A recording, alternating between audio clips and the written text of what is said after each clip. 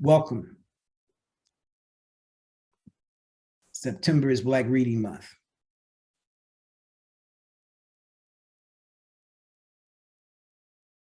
I went to the historic Mumford High School, where many of us began our life as young radical activists trying to change the world to make it better for Black people and for humanity. I'm a poet, a professor, a researcher, scholar, producer, director, and a life of trying to use all that I have in the service of Black people and a just world. I currently teach at Morehouse College, and it's a wonderful experience to every day go to class and be able to talk about the issues of our lives, of our history, of our ancestry, with a group of young men who I hope will go forth and continue to change the world. Black Reading Month, September's Black Reading Month campaign was founded in 1980 by Nkiruka Yakini, Dave Rambo, Malik Yakini, and Dr. Keith Dye, who became an ancestor just a few days ago. It was designed to promote the reading on Black books, magazines, newspapers, and journals.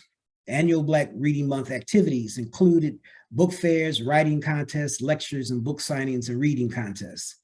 The Black Reading Month committee's slogan was, "Black reading is crucial for Black survival." It speaks to the necessity of being grounded in our own history and culture. We are to survive and thrive in the world. September, when at that time many students returned to school in the North, because they're not on an agricultural schedule like the South, was chosen at a time to annually reinforce the importance of Black reading to members of our community. It is our hope that a habit will develop in September that carries on throughout the entire year. In 1985, writer and filmmaker Njia Kai introduced the Turn Off the TV campaign as a part of the annual Black Reading Month observance. Participants in the campaign are asked to go to the entire month of September without watching television and to read at least one Black book. Over the past 3 years, Black Reading Month activities have gone online due to the pandemic. Community members are asked to post pictures of Black books that they are reading on the September is Black Reading Month Facebook page. And also for the third year, we are presenting a series of online author talks for Black Reading Month.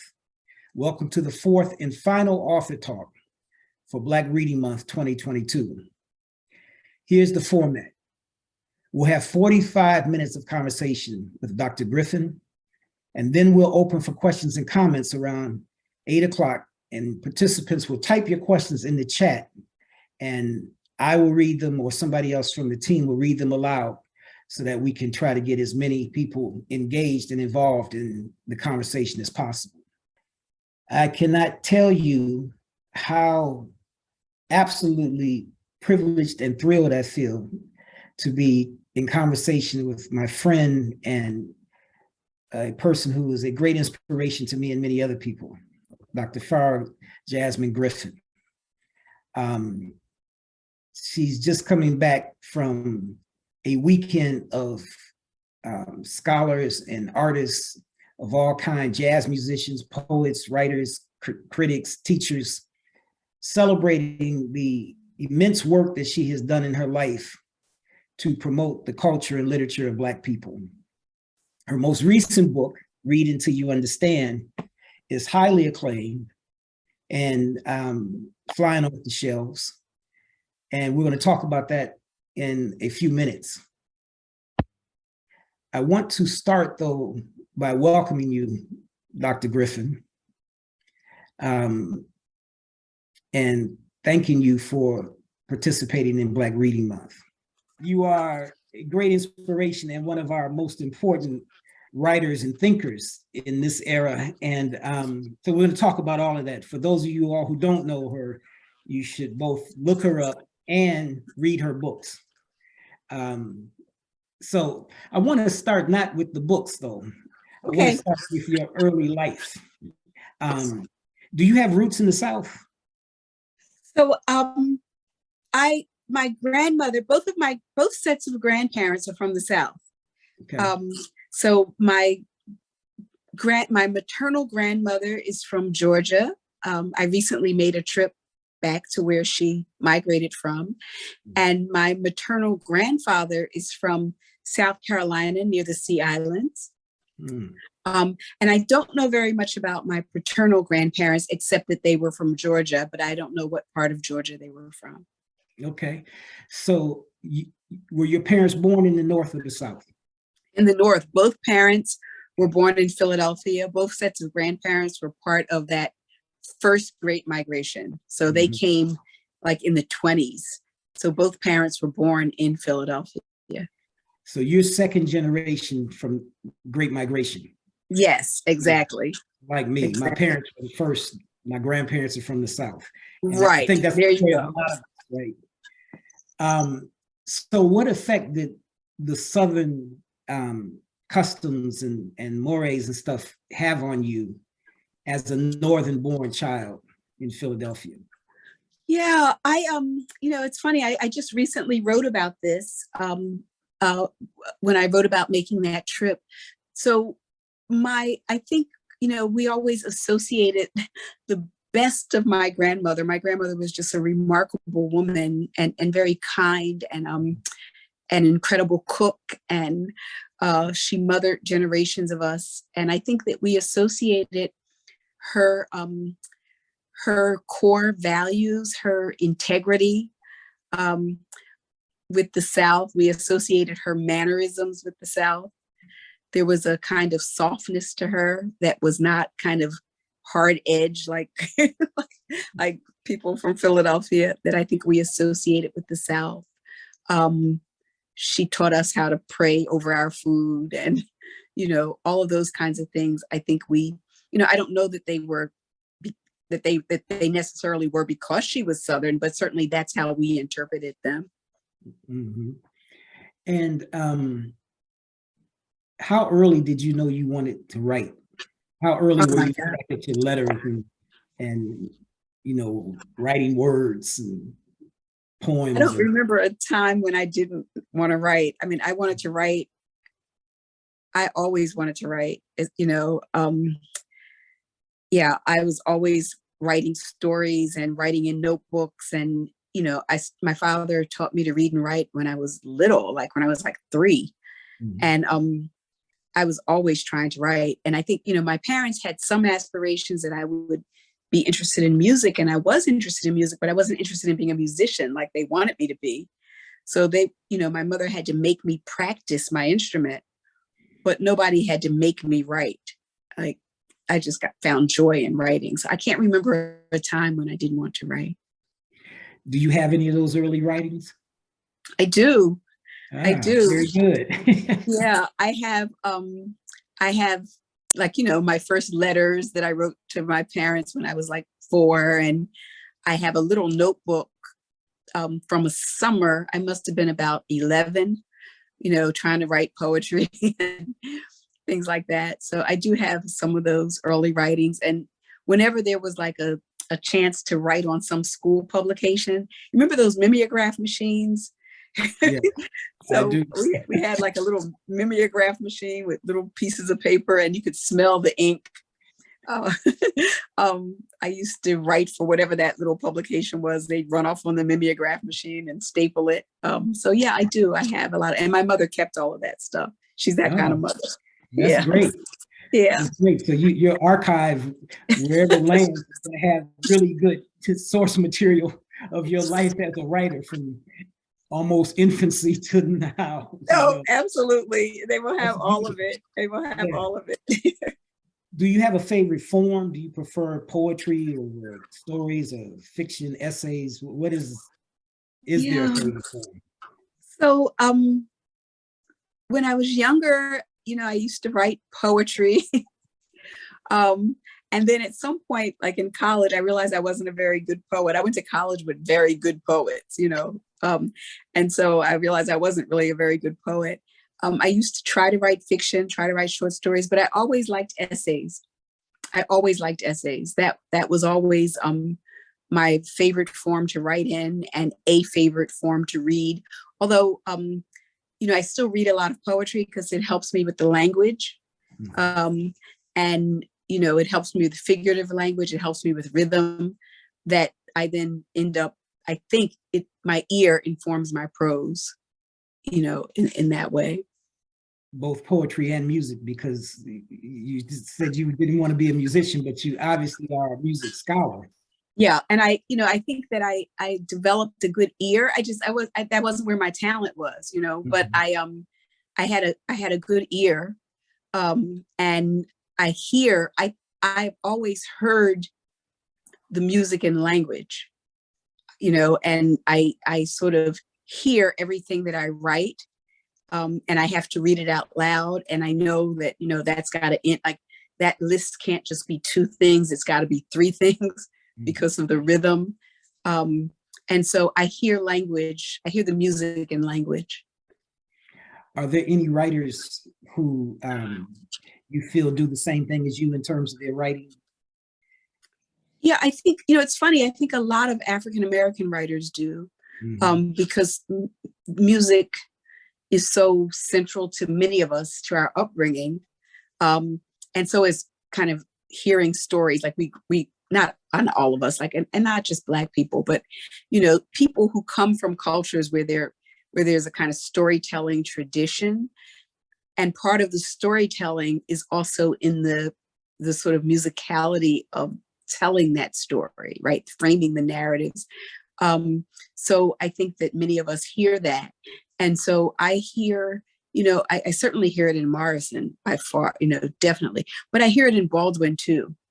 I hear it less so in Richard Wright. I don't hear it as much in like a Richard Wright, but, but there are many writers who I hear it in. And I think that many of the Black women writers who kind of hit the ground in the 70s, there was something about the kind of lyricism of that language that I also hear it in. Have you ever had any resistance in the academy to some of the stuff you're writing based upon what you just said, how you write? What would they say to you? So I think things have changed. I think that academic writing is much more open to, the sort of more creative way of writing. But I think that when I came through, there was a kind of density and an opacity of language, and that was equal. People considered that equal to kind of intelligence and intellectual invention and inventiveness. And I couldn't write that way if I wanted to, I just couldn't. And I also found a lot of that language to be ugly and hard on the ear.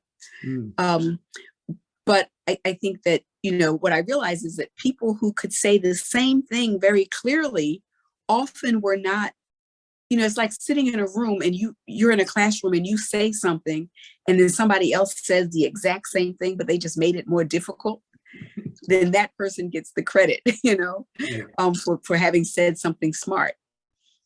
So I do think that in the beginning, when I first started out, there was a kind of resistance and simple, clear writing people tried to equate with simplistic thinking. But I think there are many of us who have changed that. And thankfully that fad is gone away and you get a much wider variety of writing now. Young people coming through the academy do. Did you have a difficult time publishing your first book? I did not. And I think it was because I had some advocates. I had a lot of, advocates. So my first book grew out of my dissertation, and there was a book series with Oxford University Press that Arnold Rampersad and Shelley Fisher-Fishkin were the editors of that series. And Rampersad, fortunately, himself, he's the biographer of Langston Hughes and of Ralph Ellison. He is a beautiful writer. And he just a beautiful writer. I mean, that Langston Hughes biography is exquisitely written. And I think that he was, he championed the work early on. He wasn't one of those people who, was looking for somebody who wrote like Derrida or whatever. He wasn't. And so I was very fortunate as a young scholar to have someone like he and Shelley be interested in my work. I think it would have been very different had I tried to publish with a different series or a different press or something like that. So the first book is from your dissertation. Tell us what it was and what was that dissertation to a book? Yeah, so we started out talking about being the children of migrants, right?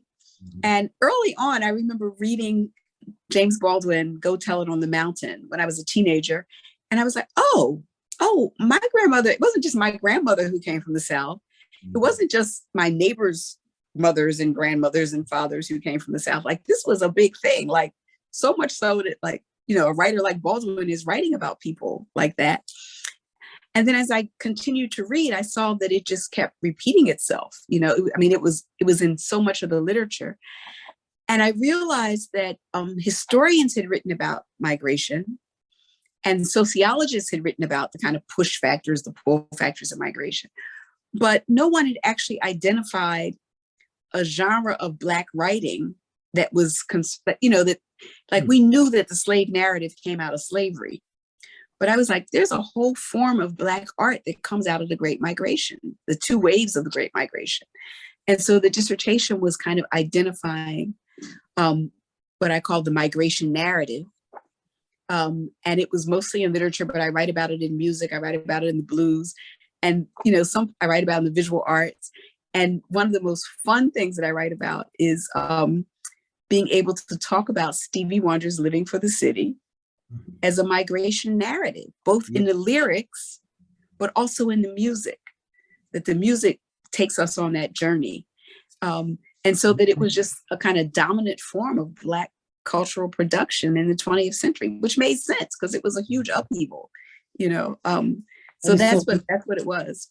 Yeah, it's you find those little gems. Like there's also those people who couldn't stay where they migrated to. Otis Redding sitting on the dock of the bay, right, Georgia. Gladys Knight on the midnight train to Georgia. Midnight train to Georgia, exactly. Couldn't make it. Got to go back home. So much so that the last chapter of the dissertation was the return. Really? Yeah, the last chapter of the dissertation was the return. Yeah. And I think that's very much so what you said in terms of the narrative of the Great Migration is usually only one way. It doesn't talk about the those who came back, but also those who stayed, and what did that mean to have their family in a northern city or western city. And the title of that book is? It's Who Set You Flowing? The African American Migration Narrative. I always read poets and poetry, and that first line comes from Jean Toomer's Cane. In Cane, he's got a prose poem called 7th Street, which is just, I love it. And he's talking about the migrants. And then his refrain is, he's like saying to the migrants, who set you flowing? Who set you flowing? So that's where that title comes from. Oh, that's beautiful. The reason I'm asking you this is because I want people to write down what you say about these books so that they can buy them. They're absolutely necessary for anybody who has a home library or, just wants to read great Black literature. Are your books in both ebooks and audiobooks? I know your latest book is an audiobook. Yeah, so I think the latest book is the only one that's an audiobook. I recorded it. But the other ones should be available in ebooks. I know you can get them if you have a Kindle, you can get them. So yeah, those are available that way. But the audiobook, I think, is only the last one. Yeah, it's something about books and pages that you can put in your hand, isn't it? Yes. No, yes. I have a lot of books that I read on Kindle, but I still buy the book, and I read them on Kindle because I travel and it got kind of bulky to travel with books. Right. But I still like the book in my hand, Yes. So your latest book has a wonderful story to the title. And you want to tell us about it? Sure. So, it's a book that it went through 3 titles. So the initial title was the title I thought it was going to be. It was called In Pursuit of Justice and Grace. And that didn't work out because my editor thought that it was too close to some other book titles. And then I was going to use a title from a Toni Morrison essay called A Knowing So Deep. And someone told me that my beloved friend, the late Valerie Boyd, was going to be using that title. So I called her, and, you know, I have a history with Valerie, especially around literature. And so I called her, I said, are you using Toni's line, A Knowing So Deep, for your book title? And she's like, yes, I'm using it. So I thought, okay, forget it. And then she told me that later on, she wasn't going to use it, I could have it. But by then I'd already come upon the title that I kept. And that title is Read Until You Understand, The Profound Wisdom of Black Life and Literature. And the Read Until You Understand comes from a note that my father wrote to me in a little paperback book called Black Struggle. It was like a little history of African-American history of African-American political struggle, basically. And he wrote me this series of notes in pencil on the title page, where he said, you know, baby, read this until you understand it. You may not understand it at first, but keep reading it until you understand it. If you just know this and try to understand it, you know, I'll be really happy. He said, if you don't understand, ask your teacher, you know, she will help you. And so I thought, that's the message of this whole book. You know, that's it. So it was a perfect title. And I think it's one of the only titles of my books that don't come from a poem or a song. Yeah.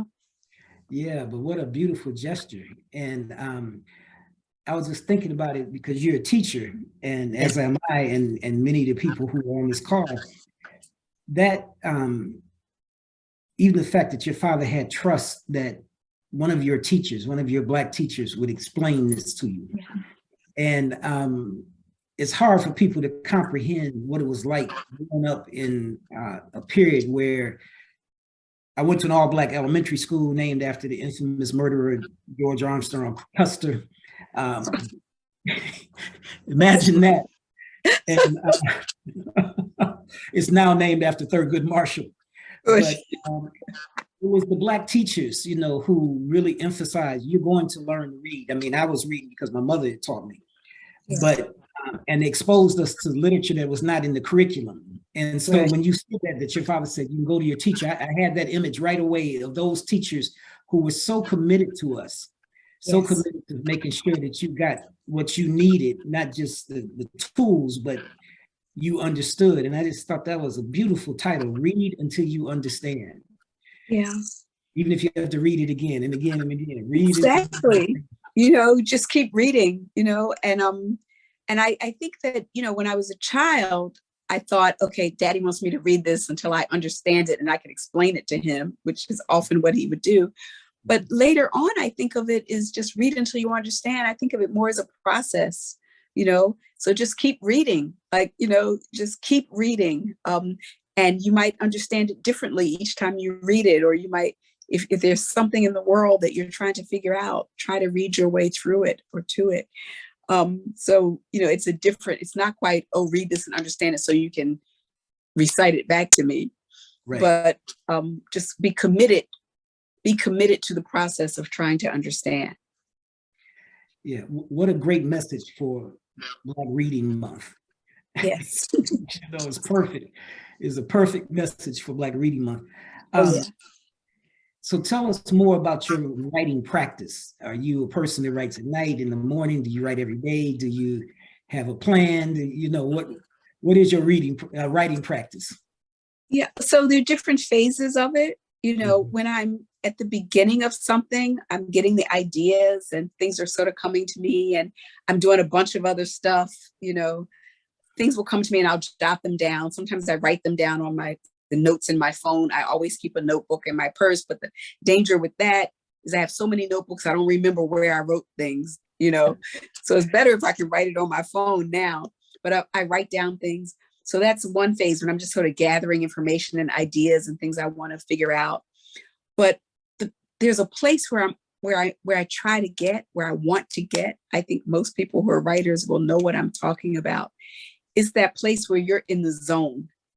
You know, you're just in the zone, and it's hard on everything else in your life because, you know, you are just you are open to the book or to the essay or to whatever it is you're writing, it will wake you up at night. You'll wake up in the morning thinking about it. You're like, oh, I better take a shower. It's like one of those things. But it's that place where I think we all want to get to. It's because there's a kind of joy in that place. There's something that's let loose in your brain. So when I get to that place, then I am writing every day, and it doesn't matter what time it is. Okay. Like I'm writing when it comes to me, and I might write late at night until 2 a.m, or I might get up at 5 a.m. I don't need the kind of discipline when I'm in that place. When I'm not in that place, I need a kind of discipline that says, okay, I'm going to sit down and I'm going to try to just get these pages out, or this sentence or this paragraph. And that's, for me, that is usually early in the morning or late at night. It's when things are quiet for me. Like my husband, he can write in cafes. He's a cafe writer. I saw some of the pictures, and in fact, he told me that you take pictures of him writing in cafes.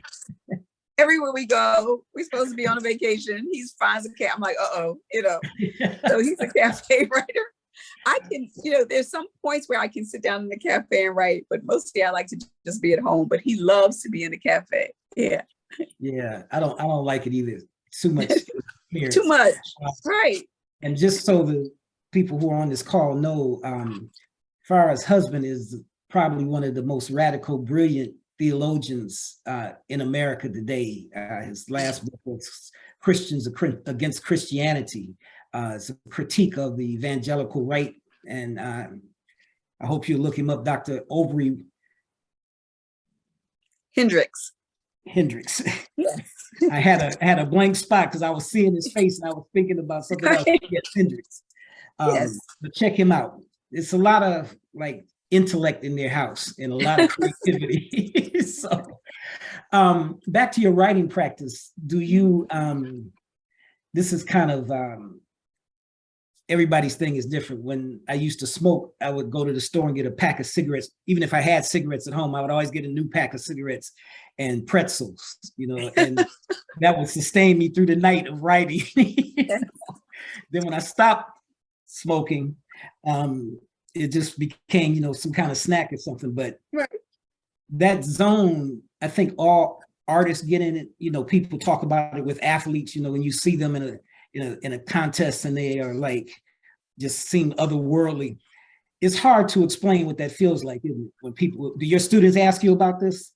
They do. Some of them do. And then some of them, of course, understand it. I think that you understand it intuitively as a young person, whatever that thing is that gets you to that space. Mm-hmm. And you are familiar with it. You might not have a language to describe it, but you're familiar with it. And in some of them, it's just a matter of helping them. I think one of the things that I do with a lot of my students is I try to demystify writing. Mm-hmm. And I say that everybody is not everybody has a gift or talent for writing, but everybody can learn how to write. The part that's a skill, you can learn how to do that. And I had a very good friend who's a writer. And I remember I used to think, oh, she must write 6 hours a day. And I'd ask her and she was like, no, I write 2 hours. Like, I give it 2 hours. Like, that's all I have. And she's like, after that, it's dull, Mm-hmm. And so I try to share that with my students too, that I think that it's not this there is something mystical when you get in that place, but it's not this mystical thing. It's also a discipline. It's a practice. And the more you practice and the more disciplined you are, then you can get to that space. But it's work. It's work. It is. Yeah. And it takes a lot out of you. Do you ever come back the next day or whenever you start writing again and look at what you wrote and don't remember that you wrote it? Sometimes like, I sometimes won't remember it, or I'm like, where did that come from? Or, oh, that's awful. But when I wrote it, it seemed so good. Right. Or, oh, that's actually very good. Mm-hmm. So it's an interesting relationship to your own writing. Yes, it is. Do you ever feel like It wasn't a good session. Even, like you might have been in it for hours in that space, but what you came out of it with was not what you thought. Yeah, I mean, I've learned now, I'm old enough to not to be disappointed by that. When I was younger, I'd be so disappointed. But I'm old enough to know that that's part of the process. And that mostly what I realize now is I just have to get it on the page. And a lot of what I'm going to get on the page is junk, So I have to get as much as I just get it out. It's better for me to be working from junk on a page than to be working from a blank page. And then you go in and you carve out the pieces because there's something in there, and you carve it out. And so I might have something where I write like 3 pages and I come out of it and I have a paragraph, later on.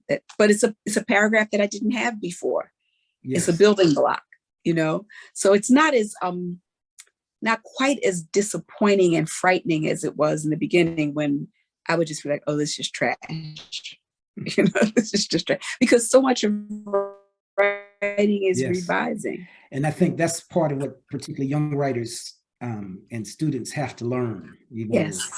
I'll tell you a quick funny story. This young brother called me up. I had never met him before. And he asked me if I would read his book. And I said, well, what's your book about? And he's, my life and stuff like that. And I said, well, who do you read? And he paused for a minute and then he said, I've never read a book. Wow. I said, what do you mean you've never read a book?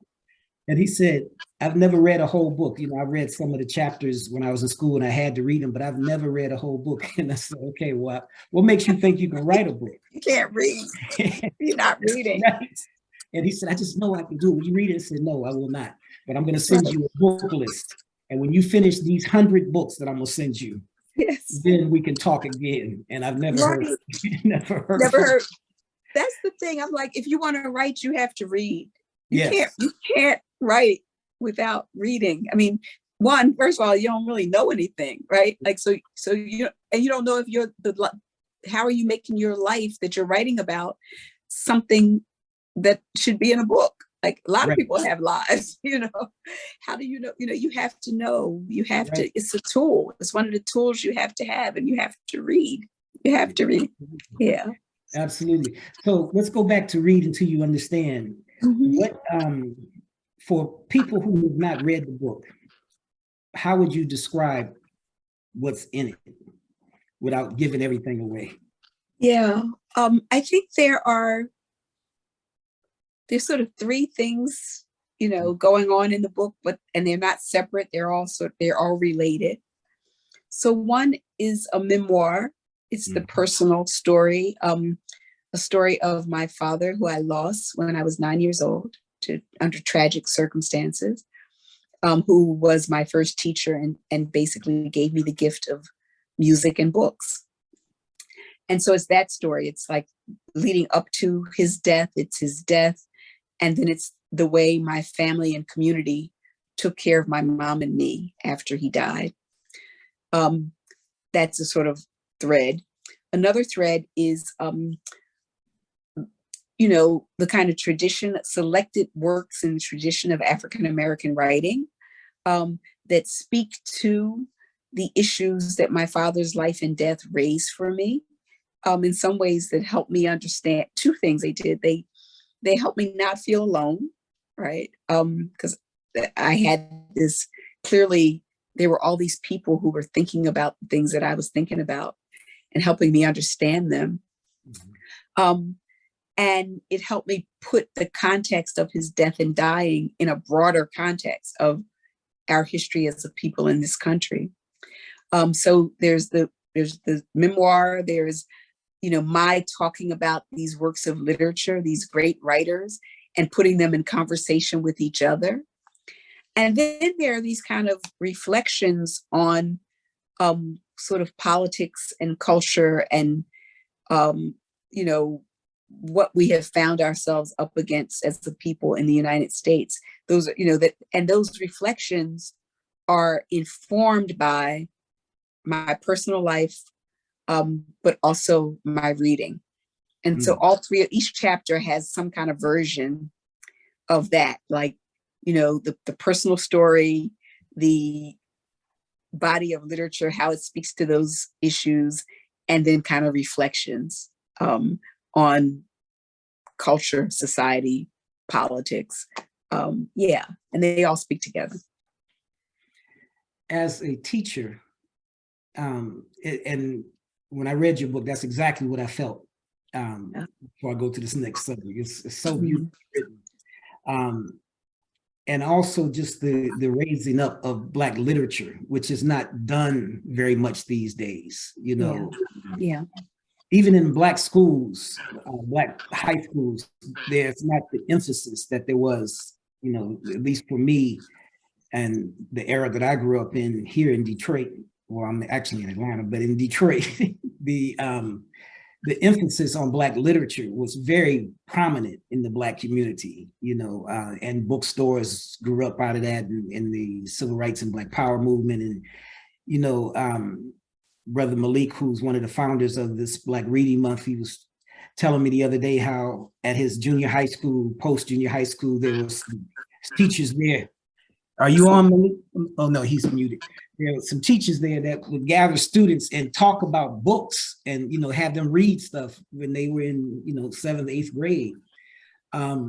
So as a teacher, what do you encounter these days with your students in terms of their independent relationship to Black literature or their knowledge of it, or,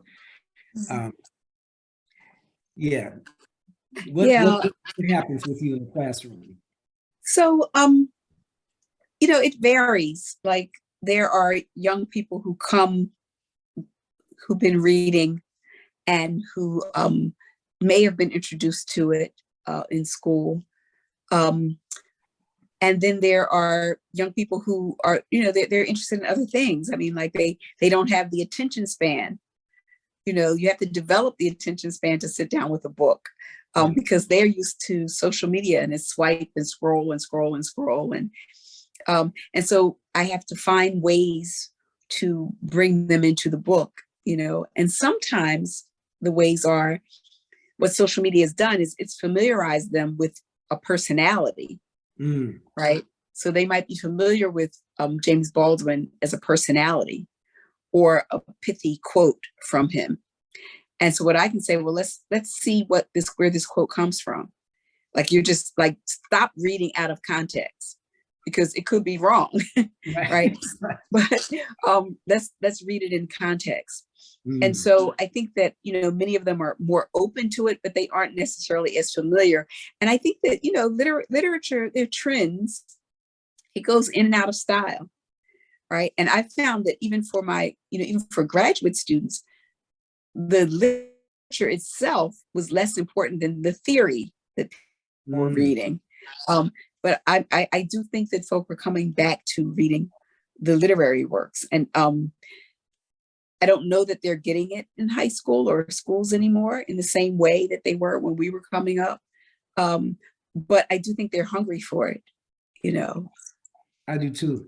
That's very interesting what you said about the attention span, because they read short form. I don't assign books to my students anymore. I actually give them essays, links to stuff that they can access, because those books never got open. They would bring them to class and they would not have opened the books in the weeks of the semester. And I said, well, let's just take the financial burden off of you all. Here's the link to this chapter. I need you to read that, and then we'll discuss it in class. Is there a book or several books that authors that you feel compelled to teach almost every semester? Oh, that's a good question. I think I compelled to teach, I'm often compelled to teach Morrison, of course. And then if I'm doing 19th century stuff, I love to teach Douglass. So I will almost always teach Douglass. I will almost always teach Baldwin. And some of the younger writers now, I find that I return again and again to Jesmyn Ward. So I'll teach her. I mean, the funny thing is, we are in a we are in a kind of renaissance. Yes. There's so much good writing that's coming out. And it's, both writing of nonfiction and fiction and of poetry that, these last few years, I would say, from the second part, not few years, kind of the second part, the second Obama administration through the last thing that happened to us, up through COVID and George Floyd, we've produced some of the most exciting writing that has come out in years. And so that's also, as much as I talk about students not reading, their generation is also writing a lot. Do you feel a difference in the relationship that we have now to this new wave of writers? What I mean by that is the writers of the, I remember hearing Gwendolyn Brooks call herself and Margaret Walker and some of those writers as the middle writers between the Harlem Renaissance and the Black Arts movement. Yes. But we knew who these people were. They were kind of stars to us, even if we didn't read them. You knew who these people were as a child, even if you come from a reading home. Yes. And I'm wondering if these writers today will have that same relationship to the community, not just to the academy. Yeah, that's a good question. That's a good question. I mean, one of the reasons why I wrote my book too was that, I wanted to be I wasn't introduced to these writers in the academy. I was introduced to them at home, So I think that's a really good question. And unfortunately, I don't think so. I don't think there's the same, I think that we're a different community now. And so I don't think that there's the same thing, So those writers, they were also in Ebony and Jet. Right. That's right. They were in Ebony and Jet. And if they lived in a city where you lived, you knew they lived in that city. I grew up in a city where Sonny Sanchez was in the city. Right. So you knew that. Gwendolyn Brooks was in Chicago. You knew that. Right. If you were from a place and they were from that place, you knew who they were. Even if you weren't reading, people knew, oh, that's that writer. Right. And I can't say definitively because I don't know, but my sense is that is not the case now. Right. It doesn't quite feel the same.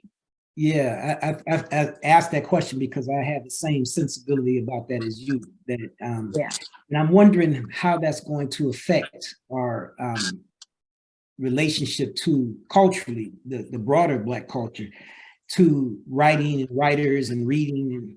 And not only were they celebrities, but they also remain just kind of community-based people. They were just in Detroit, Ron Milner, who was a fabulous playwright, and he had plays on Broadway. But when he wasn't doing that, Ron Milner would be doing a play in an elementary school with the students, teaching them how to act, or he performed plays on street corners and stuff, pull up and jump out with his actors and do a 5-minute play and go someplace else, So there was a different, I think the Black arts movement, especially the idea of who's the art for. Yeah. So kind of propel that sense of connection. But then we also were compelled to read the classics, James Weldon Johnson and, people from the Harlem Renaissance. So I'm very curious to see what will happen with this. Curious too. And I don't even know that the same kinds of things, there were events. I don't know if that these still happen in the same way, but there's certain poems that were going to be recited at certain, like a Langston Hughes poem was going to get recited. Like, if it was a pageant, if it was a talent show, somebody was going to do Mother to Son, and then later on it was Maya. Right. So Phenomenal Woman or And Still I Rise.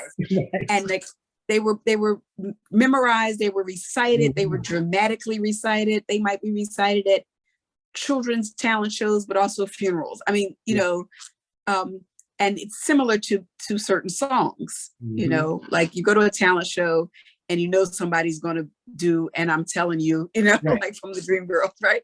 So Right. we had poems like that too. And I just don't know that we still have that. I'm not sure that we still have that. Yeah. Yeah, that's very interesting. I don't think so. Yeah. You know, I don't think that we have that. And I think it's a generation that's growing up without that. So since you are also a musicologist, I want to ask you a question. I had a class recently, we were talking about Black music. I play music at the beginning of every class, some music. And I played a Temptations song, You're My Everything. You remember that song? You surely must know Magic Girl because you changed my life. And I asked them, I said, so where's the romantic music in your generation? And they didn't even know what I was talking about. They were like, what do you mean? And I said, where's the music where a man professes his love for a woman and tells her that his world is built around her and he will do whatever it takes? Or the man who messed up and lost his woman and is begging to come back. You know, where's that kind of masculine vulnerability? Yeah. And they were baffled. We don't have that music. Yeah. And that made me not only sad but frightened, because I was thinking, well, how are you all, you know, learning how to deal with your emotions? You know, what do you think about that? What do you see? So, you know, I always think that if I don't see it, it's because I don't know it. You know, like I assume that it is out there somewhere. It's not as obvious to me, as transparent to me. I think that, you know, in the last 15, 20 years, there's been, you know, there's some of it that sparks up, you know, so like I'll tell them, I say, well, what about Nelly and Kelly? You know, like one way I do it is like, who are the duets? Right. Like we have a tradition of extraordinary duets, you know, and so if you, and every form has them. So D'Angelo, who will do some of those songs, right?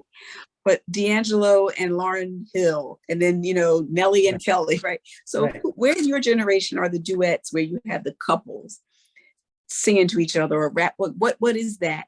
And so I'm always, you know, trying to get them to think, but I don't think it's the dominant form.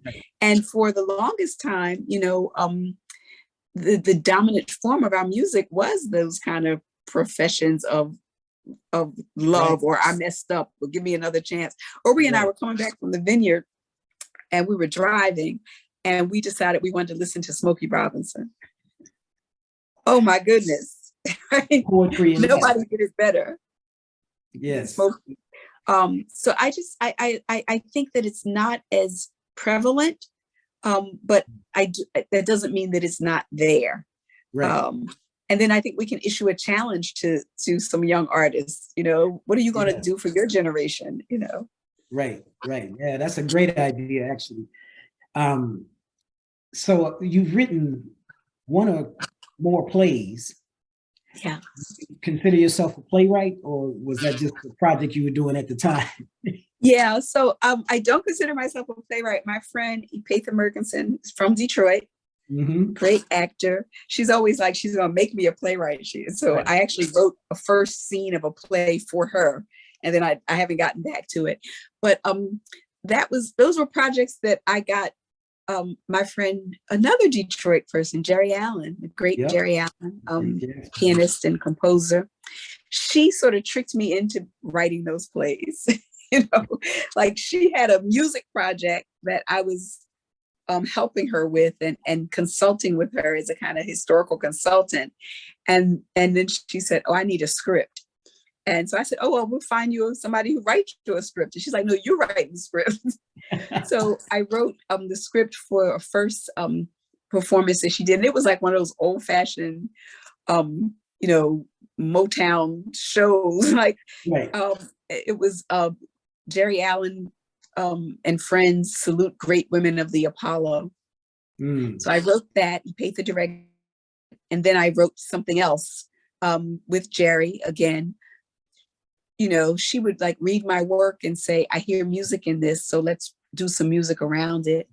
And I wrote a piece called Conversations with Mary Lou, with Jerry playing piano Mary Lou, Right. And then Carmen Lundy, the vocalist, actually,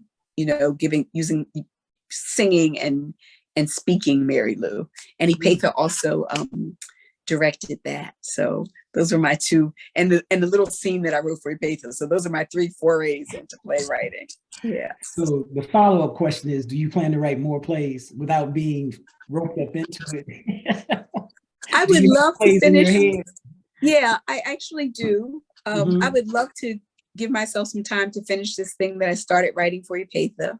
The first, like we started out talking about the way writing, when you starts flowing, the first scene just came to me and I wrote it in one sitting. And I had no idea. I just don't know where it's going. So I hope to get back to that and see where it leads. And I'm writing it with her in mind. So yeah, I mean, I think that, things tell me what form they want to be written in. And this story that I started for Ipetha wanted to be written as a play, and some things want to be written as essays, That is so interesting, because that question comes up, and it might come up in this discussion. Somebody might ask you, how do you know what to write? Because you always have a lot of ideas. Yes. So I'll let you answer that if they ask, and if not, I'll ask you. Okay.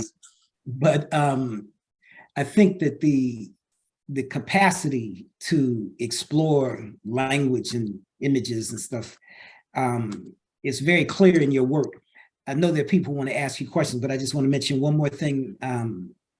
All of your books are great. I haven't read all of them, but I've read parts of all of them. And I've read all of a couple of them, one of them being the book on Billie Holiday. Want to talk about that real quick? Yeah, it's sort of on the forefront of my mind, because it's, I can't believe it's 21 years old. Wow. And some of my former students and younger scholars who I've worked with over the years wanted to do a kind of symposium in honor of it. And it just, that symposium morphed into something big and beautiful this past weekend. It's still I'm still kind of riding high on that. But, in some ways, that book on Billie Holiday is a companion book to this one, because it opens up with my father teaching me about jazz, explaining to me who these people were, helping me learn how to listen to the music. And then after he died, listening to his records, like this one is like after he died, reading his books. So in some ways, it's a companion piece. It also was a book that was about kind of the development of her icon and what went into that, and how that, that icon wasn't necessarily the person, the artist who we know. And so, it was just an exploration of how do we get to the artist? How do we get to that woman who was genius? And yeah, all this other stuff may have been true. There were bad relationships and there were drugs, definitely. And those things are related to, but they don't fully define who the artist was. And it really speaks to who she was as an artist, that through all of that, she created that huge body of beautiful work. Beautiful work. And what were you going to say? Unparalleled? Yeah, unparalleled. Unparalleled. Yeah. No, lots of imitators. Yes. But no one quite like her. Side note about the project this past weekend, the people who came to honor you and to talk with you and stuff it was magnificent. Angela Davis, Diane Reeves, Leslie Ramsey, Alicia Moran. I mean, it was just some of the most influential and important artists of this day. And they came to say thank you to you. Yeah. And I know you're a very humble person, but it is well deserved because of not just the body of work you've done, but the people that you sent out from your classrooms and all of the people that you mentored. There's a brother who is an adjunct at Morehouse now. And I told him the other day when I ran into him, I said, oh yeah, I heard that you ran into Farah on the street. And he said, oh my God. Oh, he was just like so excited. And then he said, yeah, I'm so-and-so. And he looked at him and said, I know who you are. And And he said that just made his whole week. He was like, you know who I am? I'm a grad student. So yes, your work, your influence is very important to us at this period in our history. Thank you. Thank you. It was, it's I remember him well. And that's one good thing about social media is, you sort of, just like they're looking at you, you're looking at them, right. Right. and seeing what they're doing. And there's so many young people doing really incredible work. So I remember that encounter. Yes, that's a good way to look at it too, because, sometimes we're dismissive of what they're saying and doing, but, you can learn a lot. Okay, so we're going to start. Sister Nzeli is going to give you some questions from the audience. Good. Okay, Michael, this is Malik. I've been told I'm going to read the questions. Okay. First, Dr. Griffin, it's a pleasure hearing your story, and I ordered your book as we were talking. Thank you. And I'm looking forward to reading it. Also, I want to mention that Jerry Allen grew up down the street from me, maybe 100 yards from me, and I'm a musician also, and played an early gig with Jerry Allen and Jaribu Shaheed. Oh. So it always touches my heart when I hear about my dear sister. Yes, she was a dear, dear, dear friend. And we had collaborations, but mostly just hanging out, being girlfriends, So I'm so glad to make that connection with you. As I listened to you talk about how you were kind of compelled to practice music every day, but writing was something that you did on your own. As a child, I remember also Jerry having to go in the house every day at a certain time. I don't know if it was 4:30 or 5 o'clock, while we were all outside playing in order to practice piano. But clearly, it paid off. It paid off. It definitely paid off. So, who else was like that, Malik? Earl Clue. And we would be walking to the ball field on a Saturday, and you could hear him in his house because his house was on the corner, and he'd be in there practicing. And when we finished playing baseball, we would come back and still be practicing. I think those experiences, the art of writing, creating music, whatever, is a very unique thing, and it requires that kind of promise that you're going to do it. Right. Right. So, Dr. Griffin, I'm wondering if you can discuss the influence of the reverse migration, or the migration from the North back to the South, on music and literature. You talked about how in your dissertation, you talked about how it influenced cultural arts as folks were coming from South to North. What about this latest migration to the South? Yeah, so I think that, one of the things I argue in the book is that many of the musicians and writers who talk about leaving the South and coming to the North, write about the things about the South that they are trying to escape. And that begins to shift actually in the 60s and 70s. Now, there's always folk who stay in the South and continue to write about the importance of the South, right? But it's not the dominant mode, but it begins to shift after the civil rights movement, when there are like real gains made in the South and people see the people who stayed and fought, and versus some of the things that are so deeply entrenched in the North that are not changing. So, you have like a Song of Solomon by Toni Morrison, where the main character is born in the North, but the whole story is about his odyssey, his journey, finding himself, going back South. And, like Michael said, some of the, songs, so, Midnight Train to Georgia, going back to Georgia, right? Whereas before we might have had Georgia on My Mind as something nostalgic, right. Ray Charles. At the time that I was writing that book in the early 90s, you had a group like Arrested Development with a song like Tennessee. And then the shift of hip hop culture, not simply being a kind of West Coast thing or a Northeast thing, but what the South gave to hip hop culture. So I think that, it's just been a very dynamic move going back. What are the possibilities? What are the potentials of Black life in the South, being reconsidered as people go back, or people who never left, highlighting the fact that there was a richness there and a reason for staying. Mm-hmm. I wonder, since you mentioned hip hop artists, I'm wondering if there are any hip hop lyricists that you feel uphold the best in the Black literary tradition. Oh, I think I think okay, why am I'm completely, I can see him now, Kendrick. I think Kendrick does. I think Kendrick also gives us music to heal us, music, his music is an anthem for Black Lives Matter movement. So I think, many of the hip hop artists, the most inventive ones do. I think, Jay-Z's lyricism, is there. He's not as contemporary as some of the younger artists, but I do think that every generation has artists who are also reading.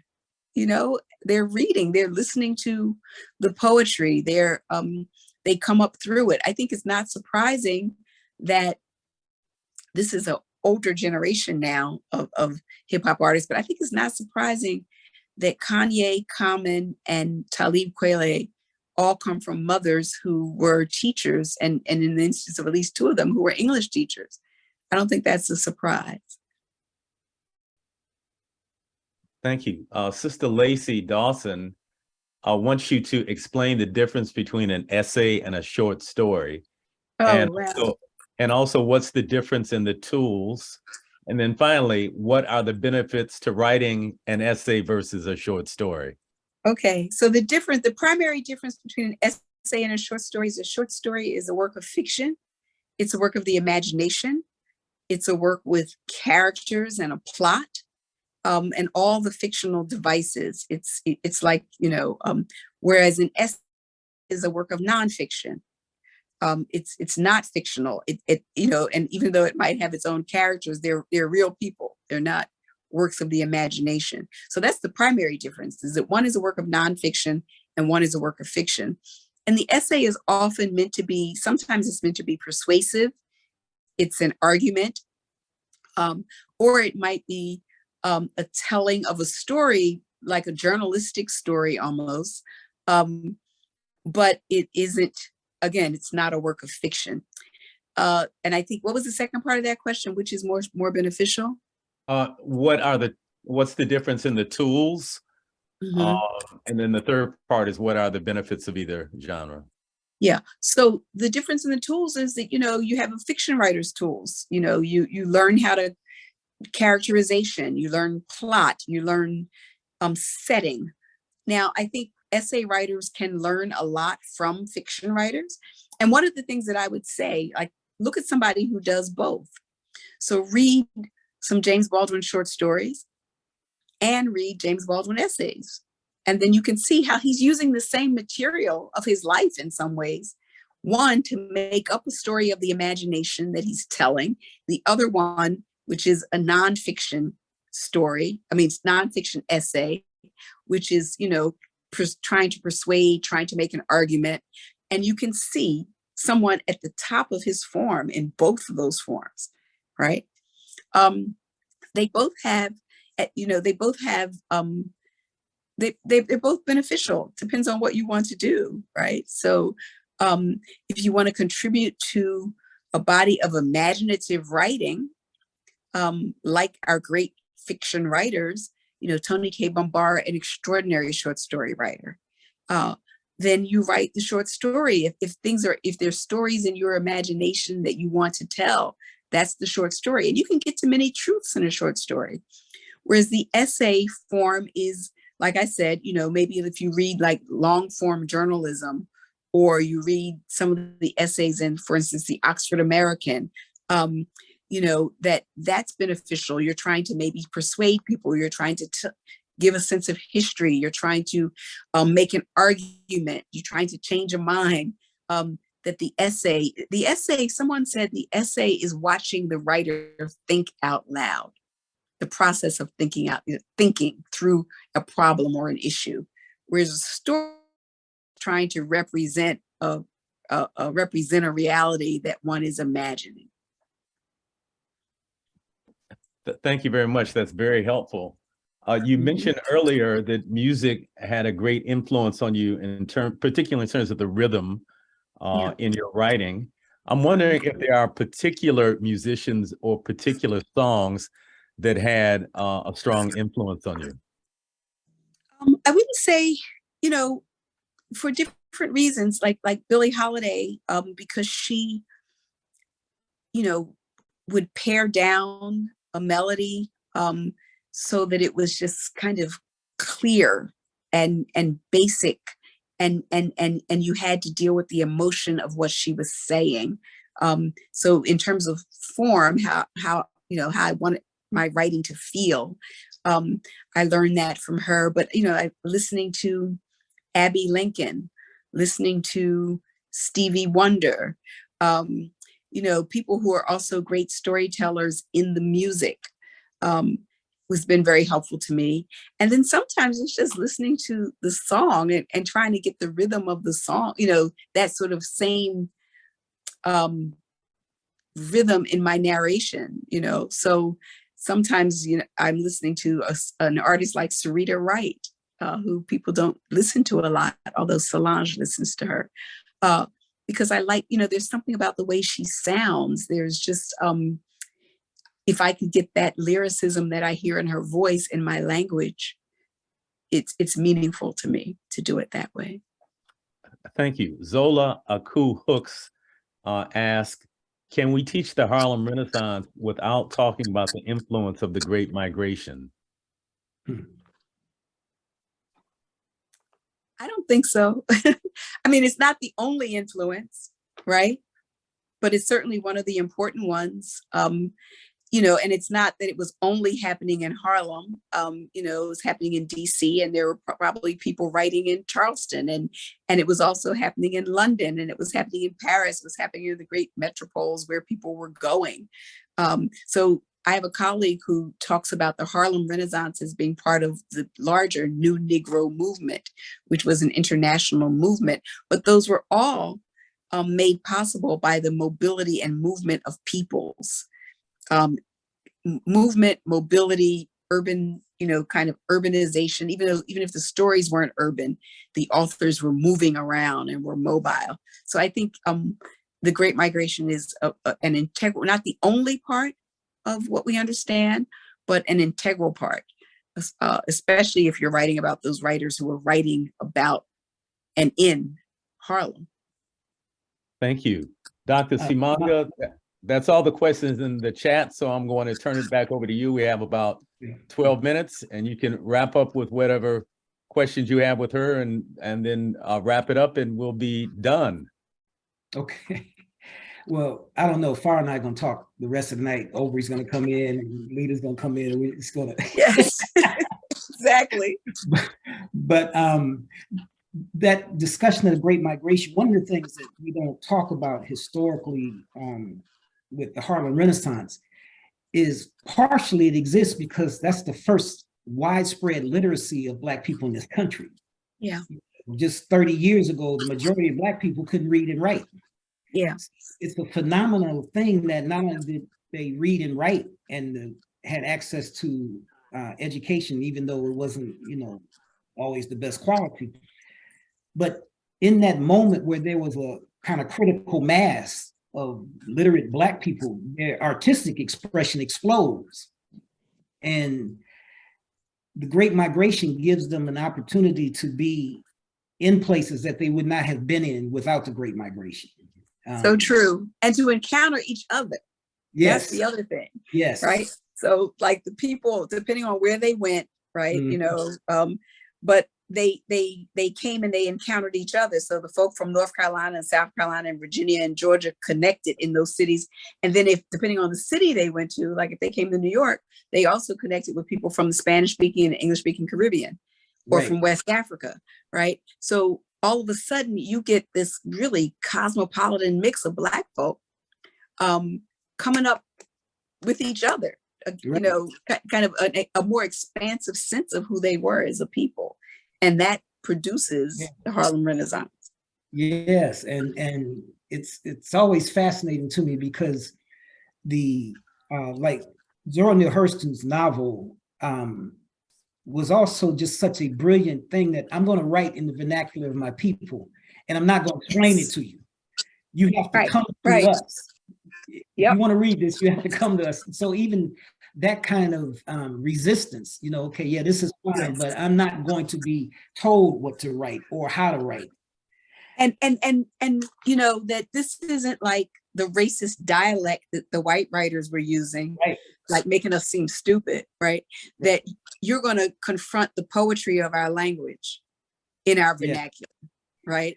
You're going to, and then she, you know, like she would say, you know, that this is an aesthetic. This is a people's aesthetic, right? And you can get it in their language, you can get it in their sense of decor, you can get it in their way of walking, you get it everywhere. And it's sophisticated enough for me not to have to uplift it to some like standard English language. Right. And the same thing with jazz happens, right? No, we don't have to play that. Right. I can play that, but we're going to do something else with it, you know. Exactly. Right. I'm going to do something so sophisticated, you know, that it's going to be the most sophisticated thing this country produced on its own in terms of the music. Right. And still can't get to it in the way that it should be. I mean, it, you know, all Americans should be like, you know, that's American music, as opposed to, you know, the resistance to the sophistication of it and the impact of it. Right. Are you going to publish a collection of poems? I don't know that I'm going to publish a collection of poems. I have too many poet friends who I respect to do that. I do have a collection of essays coming out. They're mostly essays that have already been published, but they'll all be in one place with 2 new ones in it. So that'll come out in March. I'm very excited about that. But the poems, I think, you know, I don't know. You have to ease them in, like, you know, in anthologies and stuff first. Yes, right. Well, Jerry, when I was writing that, you know, those scripts for Jerry, I would have these pieces and she would say, this is a poem in here. And she'd take it out and she set it to music. So, you know, I need a friend like that. Yes. Doing that for me. Yeah. Yes. Well, you have lots of friends like that. So yes.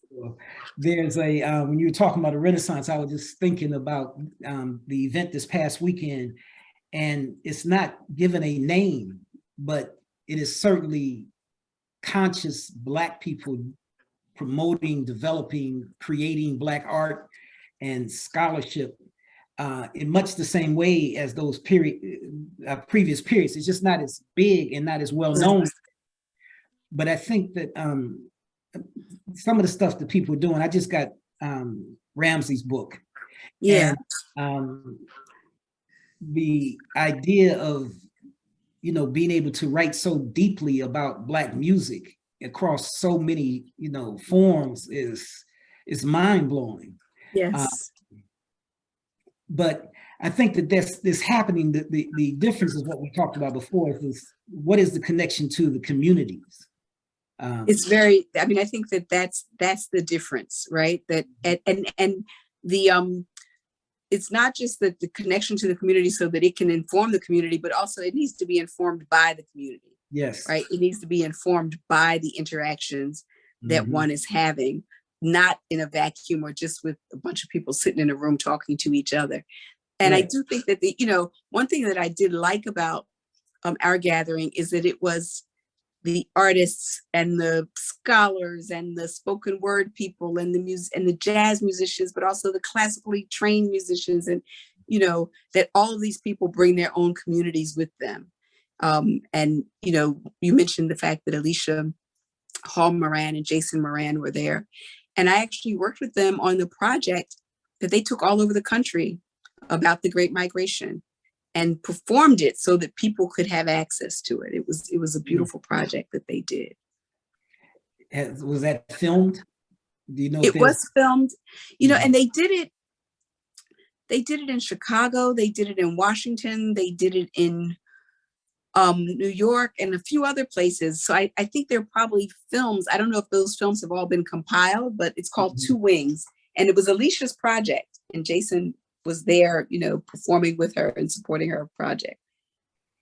Yes, and for you all who are listening that don't know, Felicia Hall Moran and Jason Moran. They are amazing artists and composers.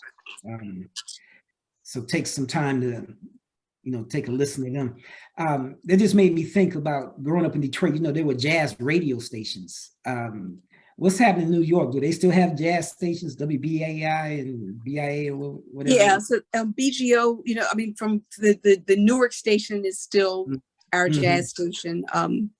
But, and I grew up in Philly with a jazz station, RTI, that eventually went half classical, half jazz, but it was a very important jazz station. And the DJs on that station were also jazz educators. So, you learned, you didn't just hear the music on the radio, but they were educating you about it. They were out in the city educating. And I'm sure that was happening in Detroit too. I'm sure that's also. Absolutely. Yeah. And here in Atlanta, I think the jazz station is Clark College's station, Clark University station. And they only play jazz for certain parts of the day. Right. Right. Fortunately, the people who are the DJs, they know about the music. Yeah. But I think that's another part of this too, that somebody like the Morans would not be known widely. When we talk about the Harlem Renaissance, we're talking about, again, those people were stars in the Black community. It's like a famous picture I saw of Du Bois and Paul Robeson walking down the street in Harlem. And immediately I said, man, I wish I could be eavesdropping on that conversation. Exactly. No, it's so true. What are they saying? But I think that this is a very critical point, and you are contributing greatly to whatever's going to happen. I think that your influence on many artists and scholars is helping us find our way in this period.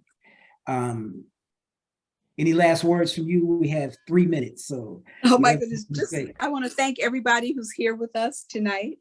You could be anywhere, so thank you for being with us. And I'm thrilled and excited that September, one of my favorite months is, Black Readers Month and Black Books Month.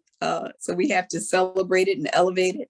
And thank you, Michael, for all that you do, all the work that you do for our people and for our culture.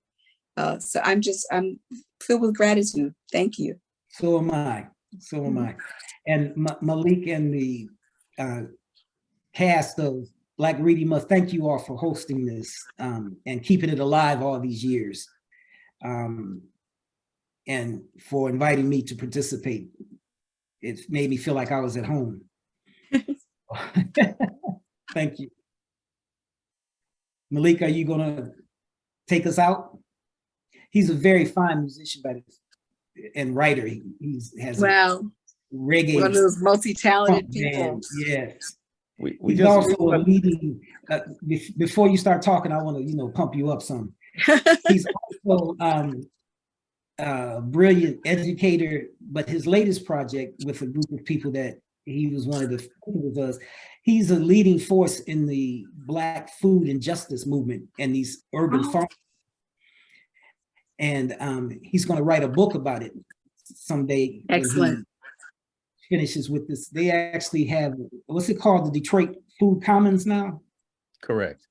Wow. That they're building that is owned by people who are in this movement. And, it's just amazing work. He's an institution builder, though. That's what he does. So this is one of his projects, Black Reading Month, along with other people.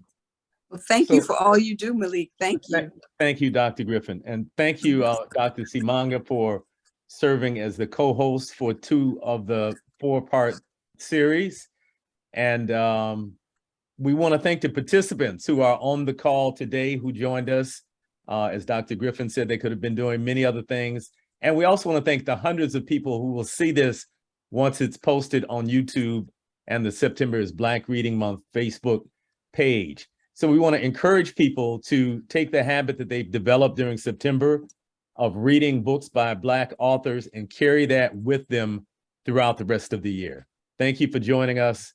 Good night.